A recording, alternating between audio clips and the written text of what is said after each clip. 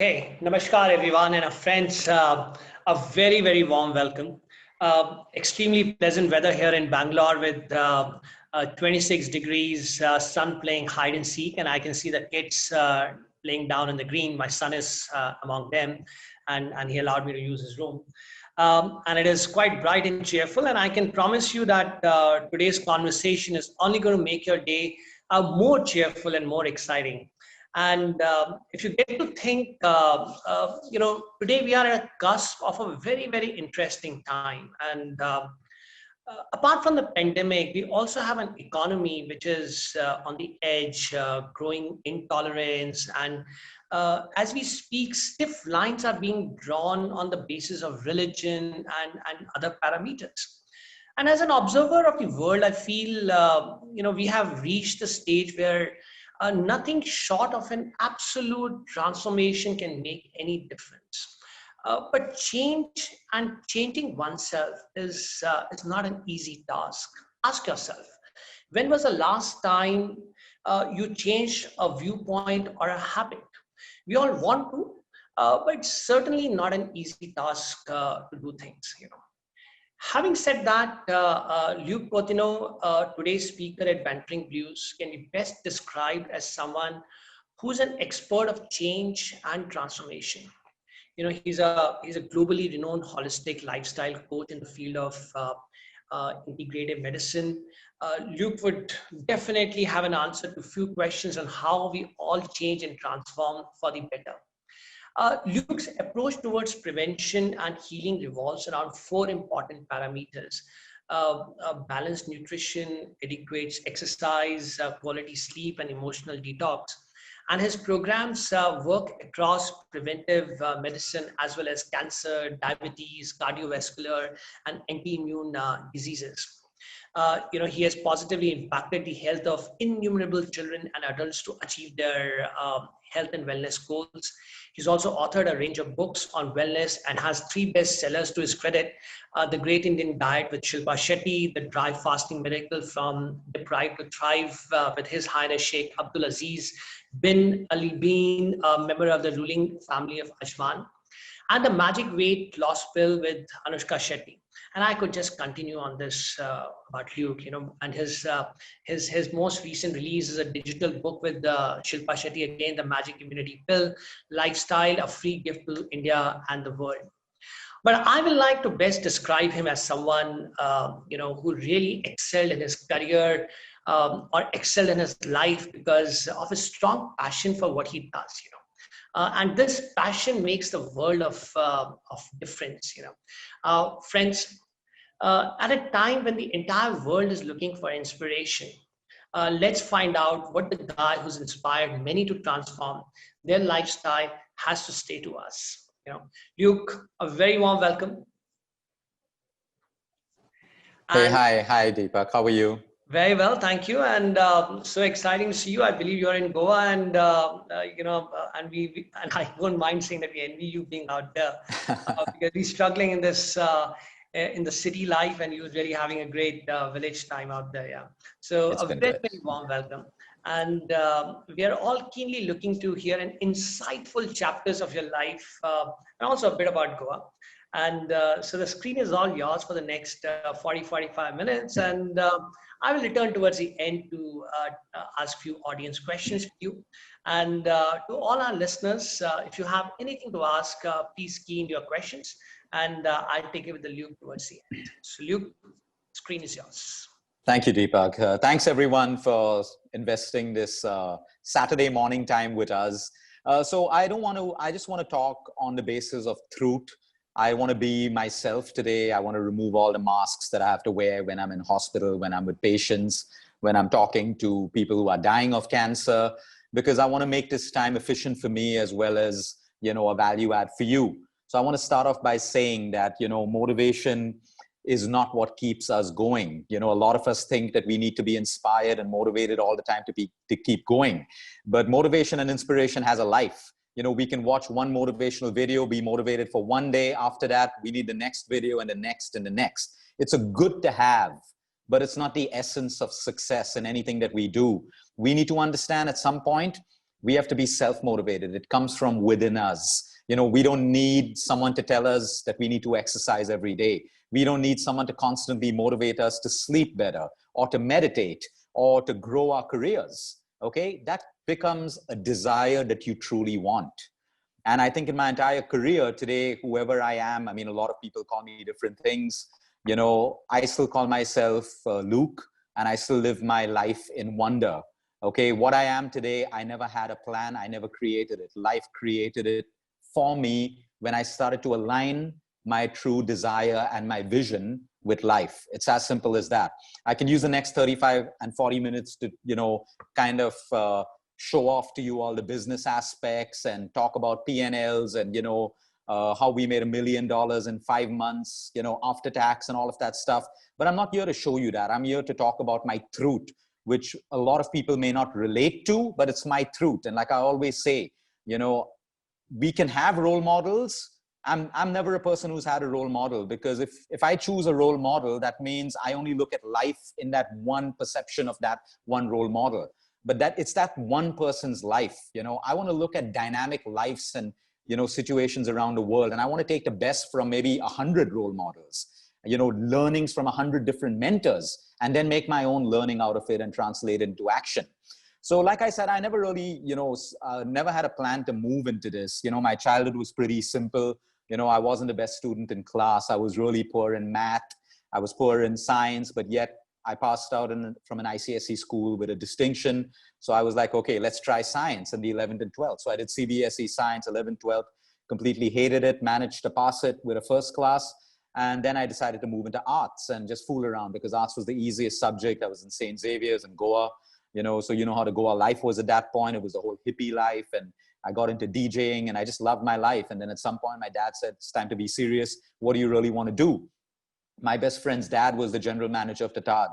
And we used to spend weekends there because, you know, he was my best friend, and we would get all the free food and free rooms and, you know, use the pool and tennis courts. And so when my dad asked me, I had absolutely no clue. I just said, I want to be the general manager of a hotel, because I thought if you're the general manager of a hotel, you get all those perks and everything that comes along with it. So I said, okay, I want to do hotel management. So my dad got me into IHM, and I joined IHM. And on the first day, I hated it. But I didn't have the heart to tell my dad, because at that point, the fees were really high. And my dad had retired a long time ago. So I didn't have the heart to tell him. I said, let me just push myself through 3 years. There were 18 subjects. Out of that, there was just one subject that I truly loved, and it was food science and nutrition. And I put a lot of effort into that subject. I continued DJing on the weekend nights. That time in Goa, it was the whole hippie scene, very different from today. So we did a lot of DJing. We had a lot of parties. It was the whole rave scene. And I got through my 3 years of college. We had campus interviews. McDonald's had just opened in India. They came with this whole management program for 6 months where you become a manager in 6 months. So I said, oh, wow, that sounds good. Let me get out of Goa, move to Mumbai. So went to McDonald's for the first 6 months, only got to clean toilets, make burgers, sell burgers, absolutely zero regrets. After 6 months, it was a stipend of 500 rupees a month. Living in Bombay, even that would have been about 20 years ago, maybe. Yeah, maybe about 18 years ago. It was not enough, but you know, I was blessed. My mom had a little house in Bandra, and my mom's brother allowed me to use it, so I didn't have to pay rents. So you lived on 500. I ate all my meals at McDonald's and all of that stuff, so I wouldn't have to spend money on food. Okay, upfront, I don't have a rags to riches story. You know, I've had a good childhood. My parents were good. They spent money on us. They had enough to give us a great life. But coming to Bombay was a completely different experience.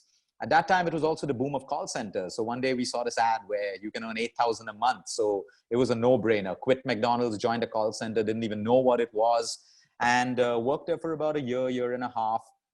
Had an interview for a call center in Dubai, took it, cracked it, joined Dubai as a team leader. So I think so for the first 5 years in my life, I just moved from one job to another, never knowing what I wanted.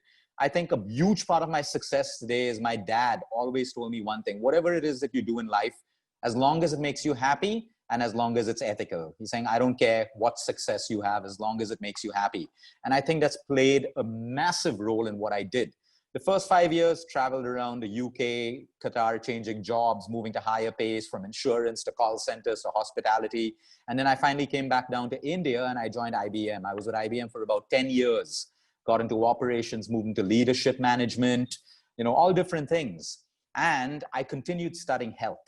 It was always fascinating. Anatomy, I kept doing all my courses with different institutes around the world. At a point in my career, I think it was my 7th year in IBM. As I grew, I was a senior manager over there, cushy job, lots of travel, everything good. I started, you have more exposure to the VPs and the CEOs of the company. Okay. And I started noticing how most of them had health problems. And, you would always envy the life of the CEO, the VP. They get to travel business class, one country to another. And they would come back and they would be complaining about their back pain and how they can't sit comfortably in a flight because of their back pain. Most of them had cholesterol issues. IBM had something called integrated health services. So I asked to participate in that as an extra kind of a job role, where I got involved in, health at a CEO level, health at a VP level, health at a company level. I really enjoyed that because I think that was my calling. I started to see a lot of patients privately in IBM itself, helping people with their health problems. And then one fine day, we had this one particular VP, and he was overweight and he couldn't even fit into the business class seat of a flight. That's when something really hit me. And I was like, something's not wrong. You have success at a career level, you have money, you have a fantastic package, you have power in the company, but you can't enjoy it. Half the time you're at the doctor, working out with your cholesterol levels, the statins are creating side effects, you have muscle spasms all the time. And that's when I said, this is a gap I want to fill. I was still in IBM. I said, I want to fill this gap. It can't be that there's so much of medicine and technology and so many gyms and superfoods and nutritionists, but yet people are chronically sick. They're not getting better completely. 5 people at a CEO level are on 3 to 4 different drugs at the same time, one for their BP, one for their cholesterol, one for sleep. And I said, this is a gap I want to fill. So you come to that juncture in your life where you need to make a decision now, give up a job, a highly paying job with a lot of travel, a lot of respect, a cushy job, easy money, and you need to move into starting your own practice. It took me a month to make that decision, the most difficult decision in my life.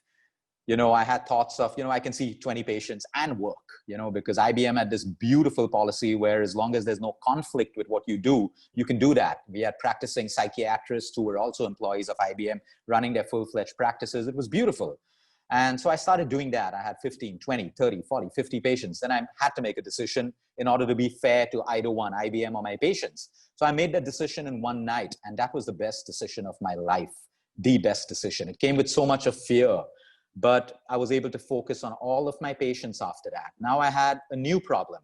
Okay, no one knows who Luke Coutinho is. They know me as a senior manager from IBM, learning and development, operations, accounts, and all of that stuff.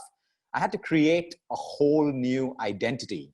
So I had about 20 patients, and, at one point I even stopped charging people because, I was in the phase of being a people pleaser, where you try to be good so people are good back to you, and maybe they just say, hey, there's this guy Luke who helped me with my health. So I started doing that. I would do free consults for about 2-3 months. And then I started getting busier and busier. So I started charging $500 for a consult and looking after their health for a month.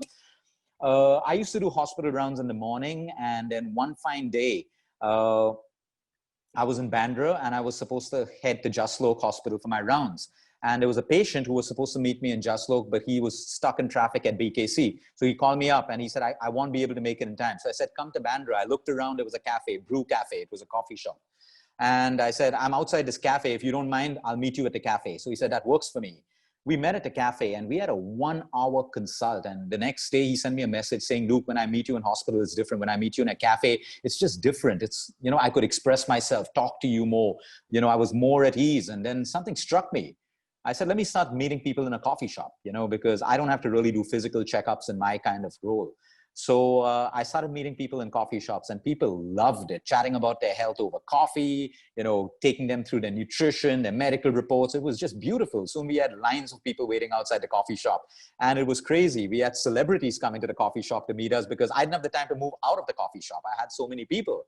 So life started teaching me, a very different perspective. My first thing was raise capital, make a clinic, rent a clinic, do all of that stuff. But I never had to do it because a new model got grown out of that one experience of having a patient meet me outside rather than in a hospital.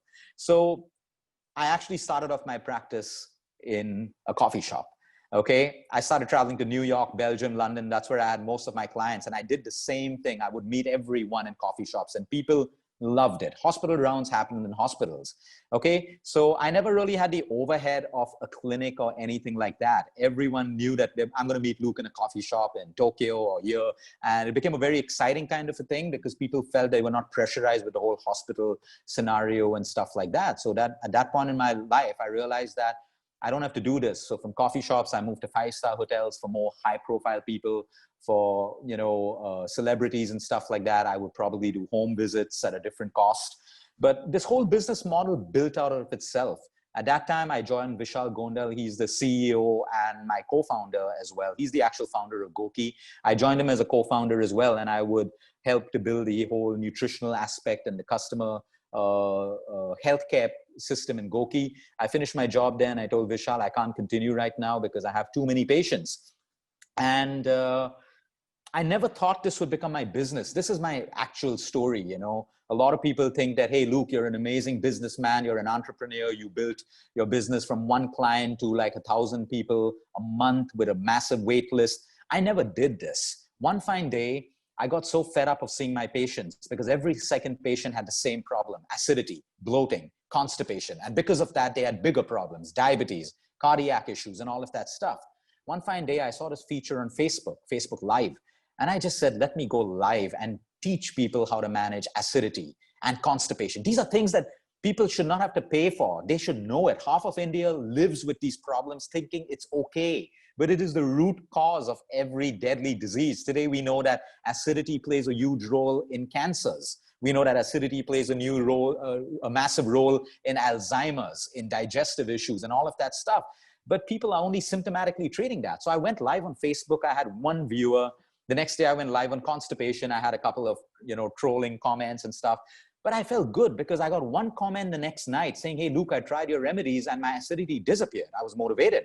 I started going live every day with one vision, that the line of my patients, reduces with those queries. And I really only handle complicated cases that I'm meant to, like cancers or heart attacks and stuff like that. I said, let me educate people on the basics. So it's been 4 years since I went Facebook Live with the intention to share information. And if my truth is ever, I'm not a good businessman. I don't understand business. I can't even read an Excel sheet. I don't even know what a P&L is. Okay. The vision of sharing has built a multi-million-dollar business for us in the last 3 years. I just went out there and shared. I can sit here and fool you and try to tell you that, oh, I studied a lot and I did this. No, I studied moderately. Okay. But I think for me, my success was the vision to share, the vision that people should not get sick with things that they can control. That was my true vision. A lot of people said, Luke, you're stupid. You're giving away the tricks of the trade. Why will people come to you? But in my mind was, there are always going to be sick people. It was never a threat. So my entire success in business has been built out of sharing. Within 4 months of starting the Facebook Lives, I had to have a team. I had 20 doctors. I had 20 nutritionists. I couldn't understand finance. One day, the person who would manage my finance said, hey, Luke, you made $1 million in 5 months after tax. He said, you need to really put some serious thought into, putting the loose ends together. Okay. I'm sharing the number with you, not to show off, because $1 million is really small. I'm putting that number to show you what can happen in 5 months without any focus on chasing the number, but only on chasing the dream. So I went and found the CFO, because I don't know how to understand a P&L. I don't know how to understand accounts. And I figured I don't want to try to become an entrepreneur, because I want to focus on what has created that $1 million in 5 months, which is being out there with my patients, being effective. So I hired a CFO. I hired a team of people that could do everything that I couldn't do. Okay. We started spending almost like 10 to 15 lakhs a month just on that headcount. But it was brilliant. It was a brilliant move. A lot of people said, Luke, if you can do 5 of these things, you can do 10 of these things. Why do you need to increase your headcount? But I always reminded myself of the fact that what made your first $1 million in 5 months was you doing XYZ. Don't ever change the XYZ. Continue doing that. Just continue doing that. So I started hiring more people who could do what I couldn't do. And today we've built a little business. We have a fantastic valuation. We have, 100+ medical doctors around the world, nutritionists, dietitians, yoga therapists, like you name it. We're affiliated with hospitals across the world. And this was not even a plan. When my CFO said, what's your vision? Honestly, till date, my vision's never, ever changed. I don't chase the number. I never chased the number, and it came to me. So I have belief that if I'm effective with every patient, I don't want to be the best. It's very easy to be the best. We can have large marketing budgets. I can hire social media teams, marketing companies, and their job is to make me the best. And they will do it with 10 crore budgets, 15 crore budgets. They can do it. But that's not how we made our first $1 million. We made it by being effective, by delivering results, by getting people off their cholesterol medication or showing them that they can reduce it, by getting people's cancers into a better stage, working with their doctors. So for me till date, if you ask me, my success point has always been sharing, giving back. I'm 100% strong believer on the more we give without expectation, the more we get. And two, being effective, not being the best. I believe that when we are effective, so a lot of people call me a celebrity nutritionist, and I hate that. I guess the media terms you on the way that drives their own ratings and stuff like that. But for me, it's very limiting. It's very devaluing, because I'm not a celebrity nutritionist. We treat everyone else, and you don't have to be famous to be good. You have to be effective, and when you're effective, the fame automatically follows. So we released bestsellers. They became bestsellers because we put everything into the book. We didn't write a book and say, come onto our website and buy this product. We put every single bit of information that's healing people in our practices into the book. So they became bestsellers in less than a month. And I guess, honestly, that's my story. I don't see this as work. It's my passion. I can't even go through a day without consulting with someone. It gives me my sense of worth. It is my life purpose. I encourage people always to try to find your life purpose. And it doesn't have to be something dramatic. We've helped housewives find their life purposes of actually being a housewife, but a damn good housewife, where they can give their time to their kids, feel proud of what they do, support their families. And all of a sudden they stop looking for their life purpose because they realize that is their life purpose. So, we've been trying to simplify things that people have made complicated, things that people run off to the mountains to find peace. We try to help them to find peace right now in their life, in the middle of Mumbai city, in the middle of Delhi, in the middle of New York City, because it's all within us. So I think my whole practice has really been formed. I take a lot away from the books I've learned, maybe 1% of knowledge from books, 99% from experience, realizing that everyone is individual. There is no one human being who's the same. If you have a headache, a protocol for you will be different from 10 people who have a headache, because we're individual and there's so much more than a symptom. So I think that vision of filling the gap between chronic illness and a symptomatic approach is what brought us success. No one was doing it. And everyone said, Luke, there's never going to be money in what you do, which is lifestyle. The money is in giving the medication. The money is in selling the nutrition plans and the weight loss plans. But at some point in my life, I felt everyone knows you need to eat well. You know what you need to eat. Everyone knows that you need to sleep well, exercise, look after your emotional wellness. We all know it. The problem is people's lifestyles. Your lifestyles don't allow you to do it. We don't have respect for time. We allow time to eat into our basic fundamentals of sleep. We allow time to rob us that 30 minutes of exercise. We allow time to rob us our meal timings. We allow time and business and money to control the quality of food that we eat. So what people really needed and need right now is lifestyle. And all the money in the future is going to be in lifestyle. Because what we realized through the COVID, a certain amount of the population of the world has realized suddenly that pills and medicines have its limitations. There was nothing that could come to help with this virus. But what did the world start talking about? Immunity, turmeric, exercise, better sleep, vitamin D3, things that we've always known, but they were never in the limelight because they didn't bring in the cash. So today people are realizing that if you don't change your lifestyle, it doesn't matter if you're a CEO, a billionaire, an actor or an actress, or whatever wealth you have in your bank account, okay? You have finite time and finite life, and your health will rob you of that if you don't look after it. So our entire business model today, my entire passion revolves around helping people make simple lifestyle changes. Yes, we are expensive because my time is expensive. It's valuable. But if you look at the world today, they're spending money on changing their lifestyles. People want to know how to sleep better. People want to know how to eat better. People want to know what kind of exercises suit them. People want to know how to find their peace of mind. Today, when you look at today's world, and, we don't have to convince anyone that lifestyle is a medicine. You can look at it as statistics around you.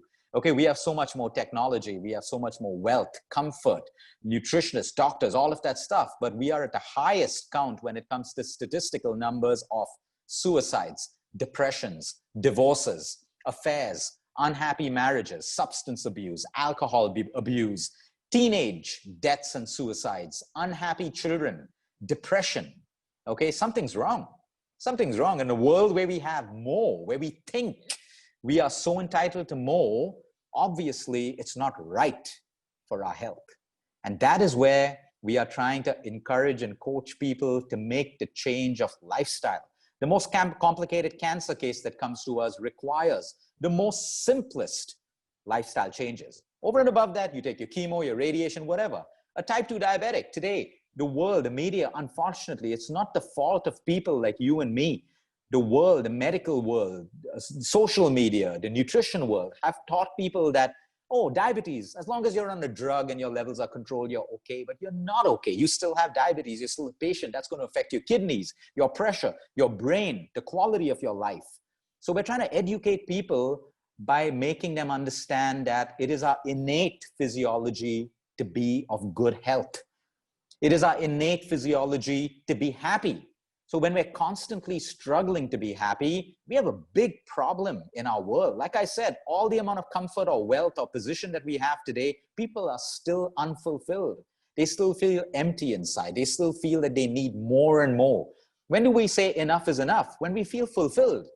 But today, no one knows when enough is enough because we don't have that feeling of fulfillment. So you see, health today is no longer just about weight loss. It's no longer just about keeping your cholesterol levels down. It's honestly about how you feel at the end of the day. Do you feel energetic, or do you have to wake up to a cup of coffee after coffee after coffee? Do you have to punish your body with crazy exercise just to be healthy? Do you have to punish your body with extreme fat diets? The answer is no, something's wrong. These are cries of help from your body, trying to tell you, slow down. I don't need complication. I need simplicity. Most of the most complicated problems today are solved with simplicity. With simplicity. Right now, I can tell you, we reverse hundreds and thousands of people's diabetes. Yes, type 2 diabetes is reversible, not because Luke is saying it. It is reversible because the condition and nature of the disease is reversible if you do the right things. So you take your medication, you change your lifestyle, you eat better, you sleep on time, your levels come down, your doctor gets you off your medication. Guess what? Type 2 diabetes reversed. The same thing with your thyroid. There's no magic drug, there's no magic food, there's no magic anything that exists. It is your lifestyle. If your lifestyle has brought on disease, it is your lifestyle that will change it or has the ability to change it. So in short, that's our success story. Till date, I don't know what my P&L is. I'm not interested. I'm not interested. People say, oh, wow, Luke, you must be doing really well and stuff like that. For me, I don't have a financial goal. I visualize abundance. For me, it's very simple. I want to be able to do what I want whenever I want without a struggle. That's abundance for me.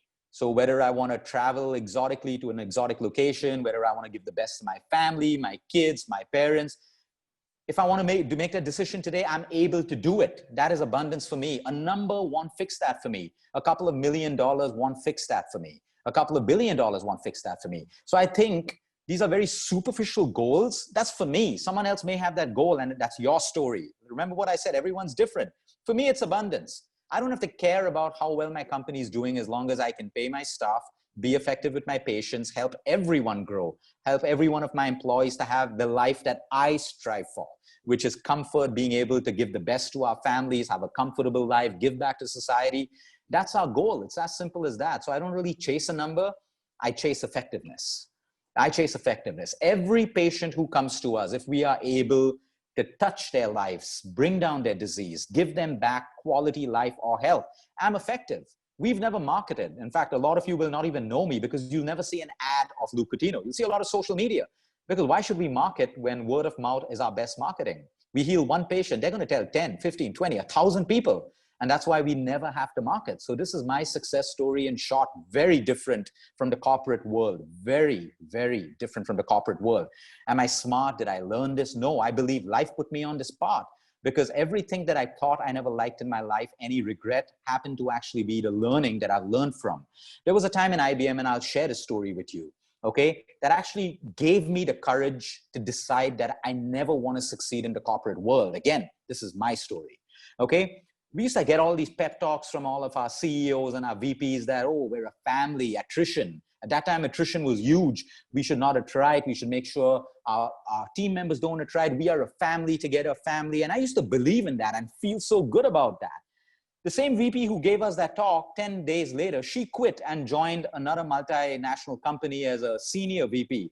And I felt let down. I said, you know, you can't fool people and talk about us being a family when you yourself don't lead that. That's when I realized, to me, my lesson, I'm not preaching for other people, that there's a certain amount of hypocrisy in the corporate world where I guess, I'm not against it. You got to do what you got to do to run the business. I never wanted to be part of that, never.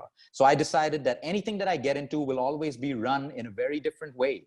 I will pay my people differently. If I grow, they grow. If I grow richer, they grow richer. So I moved on to a variable model. I never moved on to a fixed employee model at all, because that was limiting for them, but very profitable for my company. So today, if I have 1,000 patients, and I have 100 nutritionists, every time I get paid, my nutritionists also earn.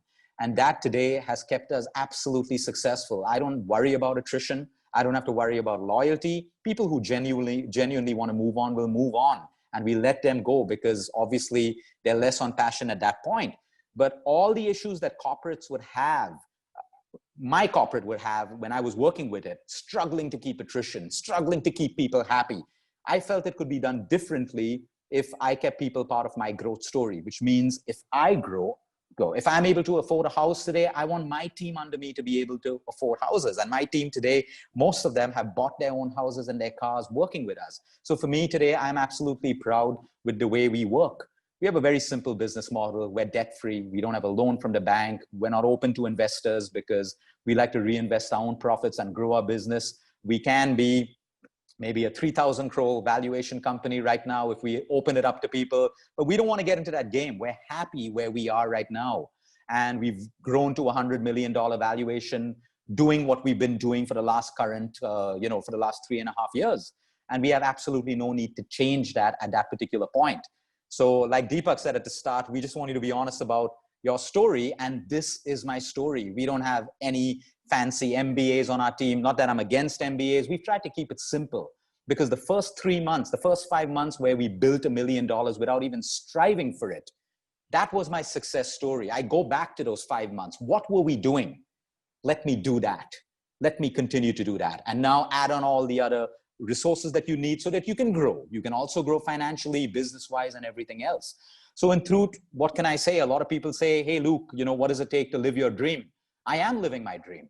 I'm living my dream on all fronts. It doesn't mean it doesn't come with ups and downs. Yes, there are massive failures when our patients die. It's a huge failure for all of us, which we learn to detach. We learn so many new things. Every day our practice reminds us that our parents are going to die someday. Our children are going to die. We're going to die. It's not an easy job, but it's beautiful. It's beautiful. It grounds us. It makes us see between the hypocrisy in the business world and the corporate world, between what the real world is. And we try to share our learnings from our dying patients with the world out there. That keep it simple, aspire, grow wealthy, have everything, but never lose your inner connection. Never lose the essence of living life. Before I end and hand it over back to Deepak, I'll tell you where these lessons come from, not from a book. I speak to my dying patients. Every single day, we have patients who are dying, 4th stage, end-of-life patients. Let me tell you what my dying patients talk about. They never talk about who they were, whether they were actors, CEOs, VPs. They never talk about how much money they made. They never talk about the power they had in their life. They talk about lost love, regrets. They talk about their children. They talk about their family. They talk about memories that they suddenly start remembering through their life. This is the essence of life. If this is what we're going to be talking about on our deathbeds or what becomes important, we need to make it important right now. And you can do that. You can simplify your life and still be a fantastic CEO, a wealthy billionaire, whatever it takes, but keep the balance. Don't let one create an unbalance in your life, which leaves you with regret that no money or no power or fame can ever fill that void off. Deepak, over to you. You know, how much you say, Luke, I'll still call you a celebrity, Luke Coutinho, so allow me to do that. But I must tell you, amazing, outstanding. And, these are the moments that inspires and motivates and make us contemplate, and so many, many thanks for sharing these moments. And very few people in life find a purpose of their life, and I'm glad that you managed to find one. But a couple of things. Which was that favorite coffee shop which you still enjoy going to, Luke? Where you started this business off? So it was Brew Cafe. It was in Bandra, next to Saltwater Cafe. It's no longer there. I think it's become Nutcrackers. It's become a restaurant. So when it closed down, I moved down the road to Taj Mahal Tea Palace, which was a new coffee shop. And by then after that, we opened Reset, which is our center in Bandra. So then I moved into my own clinic after like almost 5 years of coffee shop consulting. Interesting, but tell me one thing, Luke. I'm sure they even you might have a low point in life, and when you have one, how do you get out of them? Yeah, so I do have several of them on a daily basis because, it's not easy for you when you have a 6-year-old daughter and your first 10 consults are children who are born with brain cancers or brain tumors, or you have a 7-year-old who's absolutely healthy and all of a sudden she has a brain tumor. No cause, absolutely no root cause and stuff like that. Then it reminds you this can happen to everyone. I meditate, honestly. I meditate. That's my grounding. I would never believe in meditation 5 years ago. I thought it was a waste of time. But meditation connects you with your inner self. And, the main thing is that when you're mindful, you have a constant reminder that life is finite. So today, if I've learned I'm at the lowest point of my life, I'm not going to be stuck there. I'm going to convert it into action. What can I do right now? I'm going to kick myself out of it, no matter what, because you know what? Most people who hit rock bottom, it's only a choice. Do you want to stay there or do you want to get out of it? Sometimes my low may continue for 2 or 3 days. Okay. But finally, I know I have to kick myself out of it. And meditation helps. I really think action is a very powerful word. Like today, we could be feeling low. Good. Embrace the feeling. Feel low. It's a good reminder of what's not going well in your life. But now, what can I do? What can I do next? We have to move from negativity to action. That's what I teach everyone, because all of us, if we don't move into action, we spiral further down into negativity. So for me, meditation and a reminder that life is finite. I'm in that line every day. Life is finite. Life is finite. So for me, my most valuable commodity is time, because the same time I'm giving other people, I could be giving it to my daughter. I could be giving it to my family. I'm never going to get that time back. I can make money that I lose in the stock market. I can get a refund on something I buy, but you will never get time back. So that's why I am very, very, very respectful of my time, where I put it, who I give it, how I price it, and all of those things. Yeah. Interesting, and you spoke about people struggling to fit into their business class seats at the airplane and so on. And I also feel that staying fit is a never-ending commitment that requires a huge willpower. How do you advise somebody who has never known fitness? And how would you make someone believe that they can really change? Is that really a challenging task? It's not. It's actually a challenge. It's an internal challenge to that person. You see, everyone's made exercise and nutrition as a task. It's not a task. It's a priority. Like if I ask every CEO out there, okay, what are the 3 things it takes to make you successful? Okay, they will talk about discipline, consistency, okay, and enjoying what you're doing. You have to take that same analogy and apply it to your body. Okay, health has to be a priority. Okay, if I want to achieve something, I can't do it if I don't have my health. That's our first reminder that we have to invest in ourselves. Okay, if I want to feel happy and enjoy the money I make, okay, I can't do it if I'm sick. I know tons of multimillionaires and billionaires today who have everything in the world in terms of material wealth and cash, but they can't enjoy it. They can't sleep at night. Their knees hurt so much. They're constantly spending time in hospitals, flying from one hospital to another. What's the point? What's the point? So my whole point is never use willpower. Willpower has a shelf life. Make it a priority, like how you've made brushing your teeth a priority, how you've made creating wealth a priority. We need to make our health a priority, and it's not difficult. We're just asking for 30 minutes of a walk in a day. We're just asking you 3 meals in a day. Put your phones aside, put your meetings aside, and respect the food that you're putting into your body. I mean, you don't go and put diesel into a petrol Rolls Royce, right? You don't do that. You don't do that. But we're putting the wrong fuel in our body. What sense does it make? If you put the wrong fuel in, a car, it's not going to work. If we put the wrong fuel in our body, it's common sense. We don't need willpower for that. We don't need motivation. If we want to run the right way, we put in the right fuel. So we make it a priority. Sleep. We know today that sleep deprivation causes almost every single deadly disease. It has a correlation with that. Do what you want during the day, but make that 7 hours of sleep. That's your thing. So I don't have a 24-hour day. I have a 16-hour day. I plan around 16 because 8 hours is for sleep, irrespective. So I've learned to be more efficient with 16 hours. But if I keep 24 hours, what's the easiest time to cut into? Your sleep, your workout time, right? So we have to backtrack with these things. It's a priority. It's not something that we have to do. It is something that we must do. Because I'll tell you one thing, money cannot buy you lost health. It can buy you comfort in hospitals, the top doctors, all of that stuff. But once a certain amount of health is lost, we all know that money cannot buy it back. So what we're asking people is to do simple things. Okay, I don't know. In fact, most of my most successful CEOs around the world, they don't start their days without meditating. They don't start their days without working out. They know that if they sleep better, they're more productive because they can think more clearly. So when there's a population of the most successful people doing this, other people don't have an excuse. It's all a matter of how important is it to you. It's about changing our mindset. And if we're able to do that, of course, you'll have days where you binge eat and you miss your workout. That's fine. That's absolutely fine. But what about the other days? That's where we have to put in that discipline and consistency, the same two traits that builds any successful CEO, discipline and consistency. We have to now apply that to ourselves.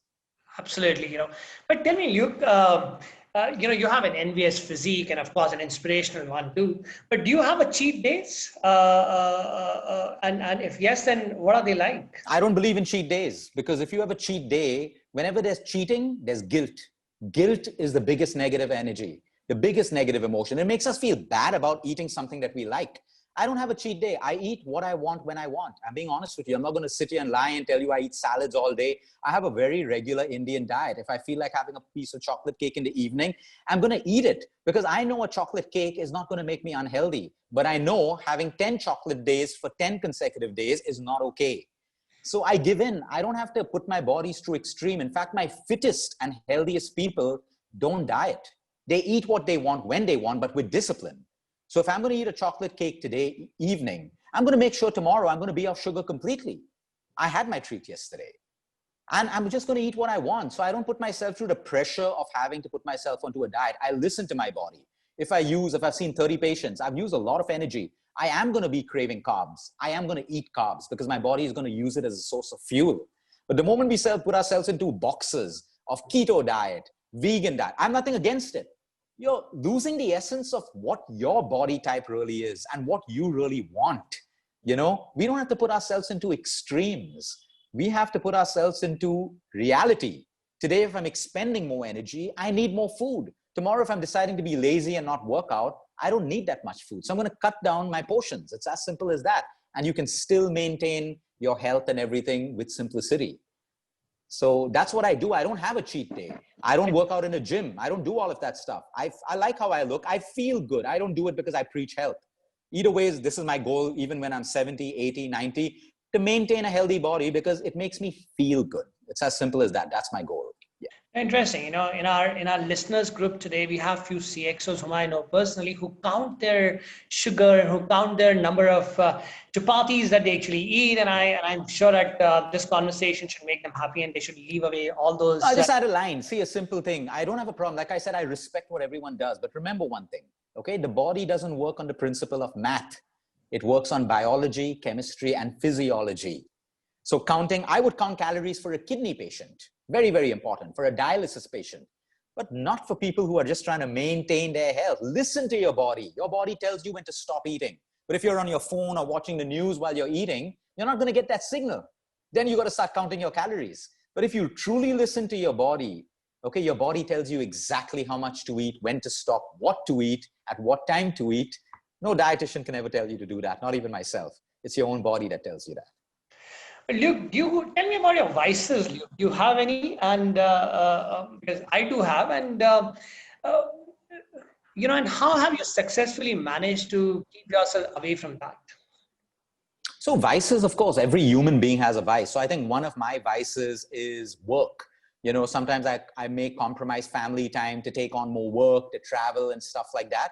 But I've learned that's become my primary goal. Family first, second business. And by changing my mindset, I've automatically created that. I work well with timetables. So I've actually scheduled my time with my daughter. I've scheduled time after 6 o'clock. No matter what, my phone will be off. Okay, so that gives me the time to spend with my family. So one vice was definitely work. Other than that, my vice is Mysore Pak. I can finish like 2 boxes, and not even stop, but I've learned to break that. I just don't keep it at home. It's as simple as that. So I have vices. Any other stuff, I can't really think of anything. I do have my normal sins, I like things to be sometimes the way I want them to be. So if I don't, I kind of get angry or irritable. But then the meditation practice helps you with that. I'm not going to pretend that I don't have any of the 7 deadly sins. Everyone has 7 deadly sins. Every baby is born with 7 deadly sins. Sometimes I do eat with a little bit of greed. I do overeat. I do everything that, everyone else would do, but I'm aware of what I do. So it doesn't become a habit. I don't continue doing that all the time. So yeah, I guess, I guess that is it. Those are a couple of vices I have. Yeah. Great. And there's a question by Ajay Menon. He says, how do you stay motivated on a daily basis? And how do you manage a crisis or uncertainty? Okay. So like I said, I don't really use motivation. I made it a priority because like I said, if I have to use motivation, it's short-lived. It's got a shelf life. Like every CEO will relate to this, or, you have a motivational speaker who comes to your company. People are like, wow, for 1 day, 2 days, the words sink in. You read a spiritual book, you're motivated for 1-2 days. After a while, it's no longer a motivation unless you put it into action. I stay motivated to stay healthy and do what I do because I made it my priority.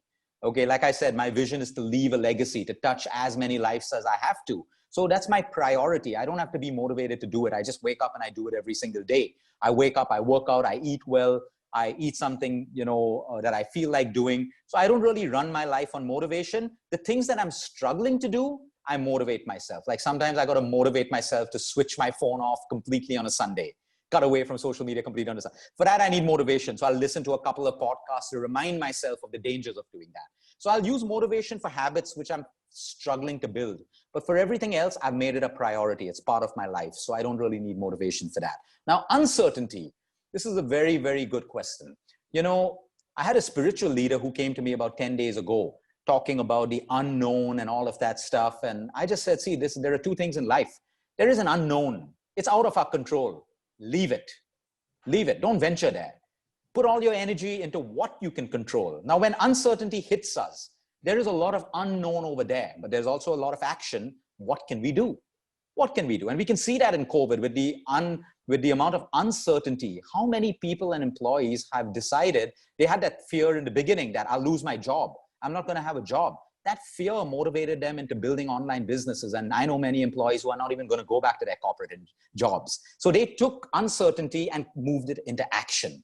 A lot of people get stuck in uncertainty. They wallow in the fears, and that fear builds on one another, becomes a story and illusion. My honest advice is when we're hit with uncertainty, okay, feel the emotion, but then what can I do next? Move to action. There is always action you can take. But if you don't take action, you spiral downwards in that negative feeling of uncertainty. So I think uncertainty can be looked at negatively as well as positively. There's always a silver lining or a lesson to learn in anything. The most negative situations about ourselves, about us, or about someone else, or about a situation, there is always something we can learn. So I always try to look for the silver lining and then take action. So now the uncertainty still exists, but it is not the controlling factor in my life anymore because I have something which I can action. Brilliant. Luke, such an engaging conversation. I can actually keep going and going and going here, but I think we value your time and something that you also enforced today that we all should. So, I'll thank you once more for taking our time today and sharing this moment with all of us. And keep motivating us.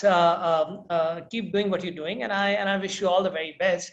And to all the audience, and thanks for for your attendance and for listening to this interesting conversation.